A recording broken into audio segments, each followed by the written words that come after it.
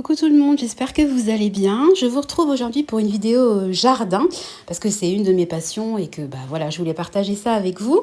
Donc vous savez que moi j'ai une épargne potager que j'ai pas utilisée cette année parce que Nathan est trop petit et j'aurais clairement pas le temps de bien m'en occuper. Mais j'ai quand même utilisé cet argent pour acheter de la petite déco et de l'ornement. Donc je partage ça avec vous aujourd'hui.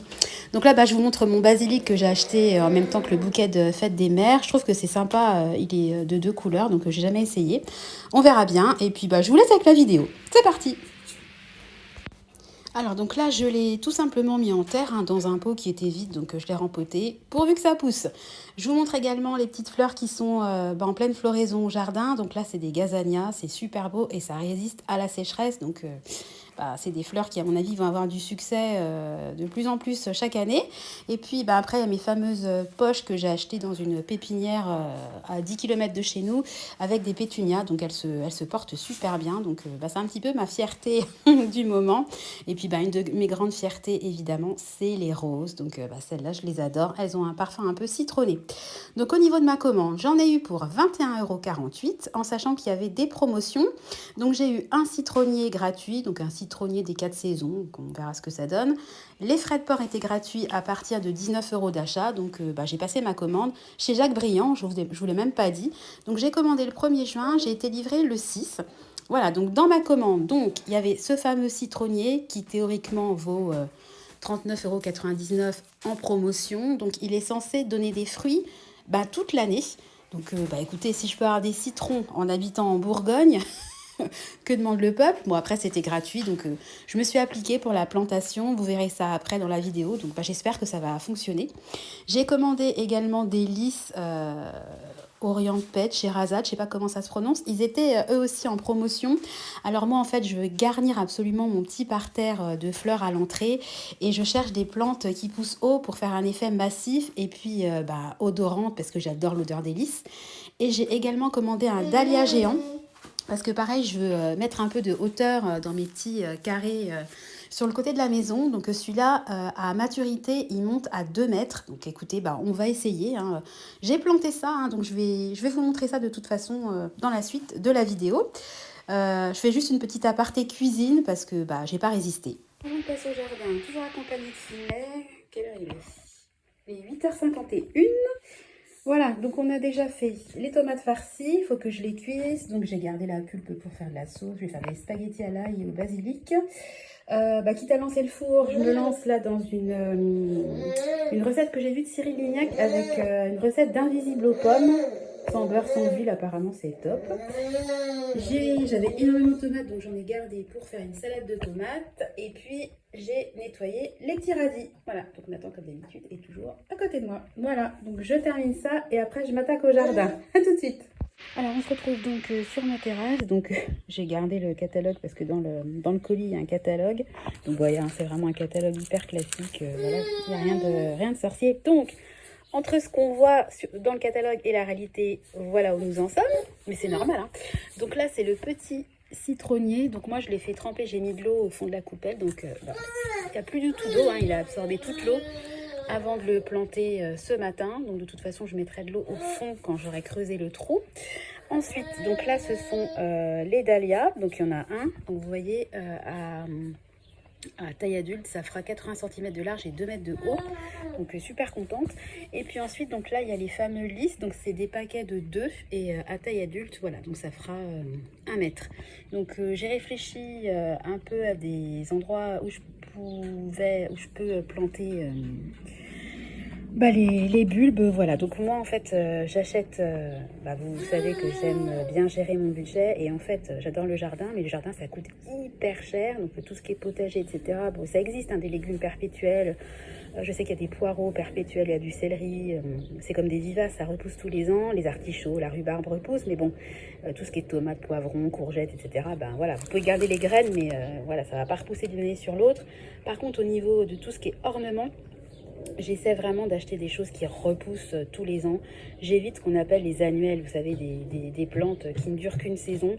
Même si on peut les laisser monter en graines et que par chance elles peuvent se ressemer toutes seules. Moi je privilégie vraiment les bulbes parce que je trouve ça rentable. Et puis, ça craint pas de gel, c'est planté en terre. Donc, vous n'avez pas de problématique voilà, d'hiver froid, de choses comme ça. Voilà, donc je vous montre juste à côté. Voilà, donc là, j'ai une poche avec mes pétunias. Donc, elle se plaît, enfin, vraiment, elle se plaît énormément. Donc, ce que je fais, c'est qu'à chaque fois, vous voyez là, typiquement là j'ai une fleur fanée, donc je les enlève au fur et à mesure et c'est comme ça que vous avez la garantie d'avoir des nouvelles fleurs. Évidemment il n'y a jamais d'avion, je fais une vidéo, il y a 2 avions qui passent, bref. Et l'astuce en fait, parce que le terreau dans ces poches là ça se dessèche hyper vite, donc ce que je fais moi en fait, c'est que je fais tremper, voilà, mon seau il est rempli d'eau, je fais tremper ma poche dans un seau rempli d'eau pendant la nuit. Comme ça, par capillarité, en fait, l'eau remonte et le terreau, il est humide jusqu'au dessus. Et puis après, c'est reparti pour quelques jours. Voilà, donc je fais ça pour mes 2 poches. J'ai 2 seaux à chaque pied de mes colonnes. Et puis, je fais ça régulièrement et ça marche super bien. Comme ça, vous avez la garantie de ne pas avoir un terreau desséché et puis des fleurs qui fanent, quoi. Parce que je crois que la poche m'avait quand même coûté 12 €. Donc, j'ai envie que ça tienne toute la saison. Voilà, je vous retrouve pour... la suite de la vidéo où je vais passer aux plantations, ce que j'adore. A tout de suite. Alors le matériel est bon, Clément est avec moi, donc le citronnier et puis je vais me servir de ce pot là parce que il y avait dedans une azalée qui malheureusement là est définitivement morte. Donc on va la déterrer et on va replanter le citronnier. Ah oui, allez vas-y. Et c'est ça le crèche. Oui, mets dedans. Voilà, tu vises bien. Très bien. Et maintenant, c'est toi. Maintenant, c'est moi. Ok. Alors, mission accomplie pour le citronnier. J'espère qu'il va se plaire. Ça serait trop bien d'avoir des citrons.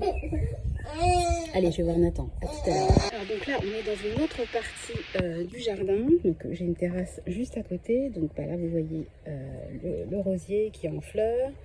Bon, la sauge, à savoir qu'elle est dans un carré potager, on voit même plus le carré, hein, tellement c'est incroyable. Donc je vais la tailler à l'automne.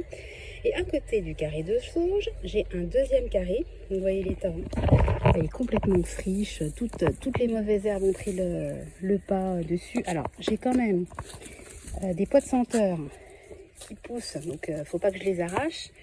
J'ai également caché, vous voyez c'est vraiment miséreux. J'ai du thym qui est caché parmi les herbes, les mauvaises herbes. Il va falloir que je désherbe tout ce carré-là. Ensuite, je vais mettre le dahlia qui fait 2 mètres. Je vais le mettre dans un carré parce que j'ai envie de pouvoir en profiter quand je serai sur ma terrasse. Donc, je vais tout désherber. Je vais remettre du terreau, du beau terreau et je vais mettre mes bulbes. Donc là, j'en ai pour un bout de temps. Même si c'est un carré, je pense que je vais en avoir... vous voyez, je ne sais même pas si vous arrivez à voir. Vous voyez, le carré, il est là. Il y a tellement de mauvaises herbes qu'en fait on n'arrive même plus à voir le... Et l'autre carré on ne voit même plus. Avec la sauge. T'as vu Clément, ça a tout envahi. Hein, par contre c'est vraiment joli. C'est vraiment mimi. Voilà. Et Nathan qui pleure, on va aller voir Nathan. Oui parce qu'il faut que j'arrive à jongler entre Nathan, la cuisson et le jardin. Allez à tout de suite. Moi aussi je t'aime, tu es gentil Clément. Oh. Voilà, alors écoutez, on a progressé, j'ai désherbé le maximum que je pouvais, même si il y en a qui restent, elles sont tellement ancrées en terre que voilà, donc c'est pas grave, je désherberai au fur et à mesure. J'ai fait vraiment le plus gros avec le temps que j'avais, donc là ça y est, mon thym on le revoit, j'ai un pied de ciboulette au bout et puis le dahlia géant, je l'ai mis en coin, pardon. Parce que je veux pas qu'il vienne étouffer le thym. Donc voilà, je l'ai mis dans le coin du carré potager. Donc je vais recouvrir de terreau. Et puis on va croiser les doigts pour que tout se passe bien et que le dahlia se développe. Voilà, donc maintenant je vais passer au lys. A tout de suite. Alors maintenant on va s'attaquer à la plantation des lys. Donc coucou, j'ai mis mon chapeau. Je vais les planter en fait dans mon petit parterre de fleurs que j'ai... à l'entrée de la maison. Donc j'ai acheté pas mal de bulbes déjà qui se plaisent bien. Vous voyez, il y a les lys, il y a un dahlia au fond. Voilà, il y a quelques gueules de loup, il y a une marguerite. Voilà, donc tout a pris sauf le pied d'alouette, il n'a pas pris. Voilà, donc ce que je vais faire, c'est que je vais mettre les lys un petit peu là où je pourrais. Donc déjà, je vais enlever les feuilles mortes, enlever les feuilles qui traînent, enfin couper les fleurs fanées, etc. Remettre un petit coup de propre dans le parterre de fleurs et puis ensuite je vais planter les lys dans ce carré là. Alors il n'est pas énorme Et en général, on dit souvent de... Vous savez, quand vous regardez sur les notices les bulbes, il faut les espacer de 20 cm, etc. Mais moi, j'aime pas du tout parce qu'en fait, ça fait une pauvre tulipe qui se balade tous les 20 cm. Et moi, ce que je recherche, c'est vraiment un effet massif, mais un massif garni, quoi, avec... Bon, Finlay toujours là. Vraiment garni et puis avec plein de fleurs. Donc ça serait vraiment mon rêve, quoi, d'avoir... J'essaierai de mettre des photos du genre de massif qui m'attire beaucoup. Donc c'est pour ça que j'ai décidé de mettre les 4 lys là. Voilà, ça me fera 4 grands lys qui vont monter à 1 mètre. Vous voyez, moi, le muret, il monte quand même assez haut, hein, donc il n'y aura aucun souci, ils seront protégés des regards. Mais à chaque fois que je rentrerai, que je sortirai de la maison, bah, j'aurai l'odeur du lys, donc c'est très sympa parce que c'est des lys parfumés, hein, donc j'espère que ça va prendre, il n'y a pas de raison. Donc c'est parti, je nettoie, je mets mes lys, je remets une petite couche de terreau frais et puis après je croise les doigts pour que tout pousse. Voilà, à tout de suite. Et voilà le résultat. Donc j'ai désherbé, retiré un petit peu les fleurs fanées, les feuilles sèches, etc. Et puis j'ai réparti mes 4 bulbes un petit peu partout. Un petit peu partout dans mon petit parterre à l'entrée. Je suis trop contente. Maintenant, il n'y a plus qu'à croiser les doigts pour que ça pousse. Voilà, bah écoutez, je pense que la vidéo va s'achever ici. Là, je vais aller tailler mes roses fanées. Et puis, ah non, je vais vous montrer mon chèvrefeuille qui est en fleurs et qui sent trop bon. A tout de suite. Et voilà le chèvrefeuille. Je ne sais pas si vous allez bien voir, mais il est tout en fleurs. Ça sent trop bon. Voilà, et là c'est les fleurs que m'ont offert mes beaux-parents. Donc pareil, hein, j'enlève les fleurs fanées. Et puis même combat, hein, je les fais tremper, je remplis une assiette creuse d'eau. Et voilà, et ça permet par capillarité que le terreau ne soit jamais sec. Voilà, puis après, une fois que c'est bon, clac, je l'accroche à mon puits. Voilà, c'est trop joli.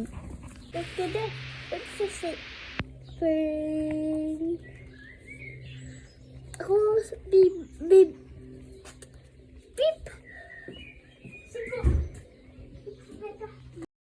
Et voilà, donc là la vidéo s'achève réellement. Donc je vous ai mis en photo en fait des roses que j'ai cueillies. En fait sur une branche, j'ai plein de roses. Donc en coupant une branche, je me fais un bouquet et elle sent tellement bon. C'est vraiment l'odeur de la rose à l'ancienne que j'adore plus que tout. C'est vraiment le... Si j'avais un arbuste, enfin une fleur, un type de végétation à garder dans mon jardin, ça sera ce rosier-là parce que je l'aime trop. Voilà, écoutez, j'espère que la vidéo vous a plu. Moi, j'ai pris beaucoup de plaisir à la faire. Déjà parce que j'adore jardiner et puis j'aime bien partager des petites infos sur le jardin. Je regarde énormément de vidéos sur le budget, mais je regarde aussi beaucoup de vidéos sur le jardin. Alors moi, je suis vraiment amatrice, hein. Vous verriez le côté potager. C'est une vraie friche. Je m'en suis pas du tout occupée cette année. J'avais Nathan, il réclame beaucoup les bras. Et moi, la priorité, c'est mes enfants et c'est pas mon jardin. Mais bon, aujourd'hui, il faisait sa sieste, donc j'en ai profité pour jardiner et pour partager tout ça avec vous. J'espère que la vidéo vous aura plu et que ce thème du jardin qui change un petit peu du budget vous dérange pas voilà, sur ma chaîne. Enfin, en tout cas, j'essaie vraiment de faire des choses qui me plaisent avant tout. Et puis, c'est le plaisir aussi de partager avec vous. Voilà, écoutez, je vais vous laisser. Je vais vous souhaiter à tous une bonne journée. Si ça vous plaît, comme d'habitude, n'hésitez pas à liker, à commenter ou à vous abonner. Je vous embrasse, je vous fais des gros bisous, puis je vous donne rendez-vous très bientôt dans une nouvelle vidéo. Bye bye!